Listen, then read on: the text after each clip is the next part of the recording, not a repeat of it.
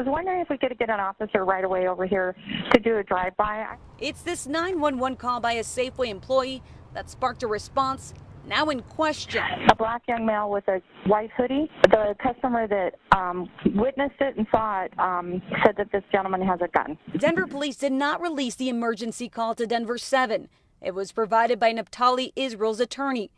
We'll show you what happens next from different angles and provide you different perspectives. So let's take this 360. You'll hear from DPD, the father detained Israel, an expert in use of force cases, and the civil rights attorney representing the father. In this video, you see a patrol car respond to the silver Cadillac described in the 911 call. The car doors are open, and the sergeant approaches on foot and points his gun at the car. Finger's not on the trigger, but if a target were to present itself, they would be able to respond to that threat. When a second officer arrives, they both approach the car from afar.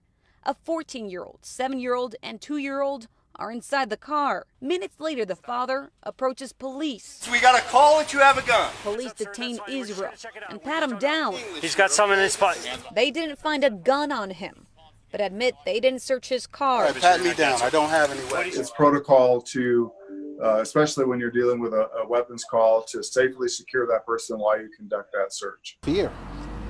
I was afraid for them. I was afraid for my life. But at the same time, I felt helpless. Israel was released moments later, but the incident is one he says many black people face. There was nothing in that call to say that a black male was trying to assault anyone, trying to rob anyone, trying to hurt anyone. Caucasian people in Colorado drive around with their guns in their vehicle. It's not illegal to conceal and carry. Correct. Do you think this was handled appropriately? I do, because while it's certainly legal to possess a weapon and have a weapon in your vehicle, I certainly think that there's reason for concern. There's a potential that this person could have been readying to rob the store or readying to assault someone in the parking lot. But David Lane, a civil rights attorney, disputes that stance. To pull a gun on a 14-year-old, a 7-year-old, and a 2-year-old girl while you're investigating no crime having been committed is ridiculously excessive. The 14-year-old actually wet her pants and is in therapy. The 7-year-old is in therapy. Denver Police Division Chief says, as a precaution, the officer approached from behind. He was not able to identify ages or the sex of the people that were in the car. The car does not have tinted windows at all. Both doors were open to the car on the left side and the right side. Edward Obashi, a deputy sheriff in California and leading expert witness in use of force, reviewed the video. It was a 15-second, approximately 15 seconds of pointing his firearm at the potential threat, but then immediately lowered his firearm when he saw the toddler. He said, I think they handled it appropriately.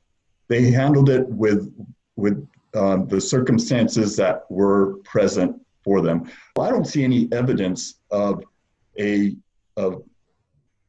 over-aggression here. Obashi admits the sergeant could have waited for a second officer to arrive for a better perspective of who was inside the vehicle, but says without all the details of how the dispatcher relayed the report to officers, he's not sure it would change the outcome. Recognize how unfortunate it is that sometimes we act upon information that's false or incorrect.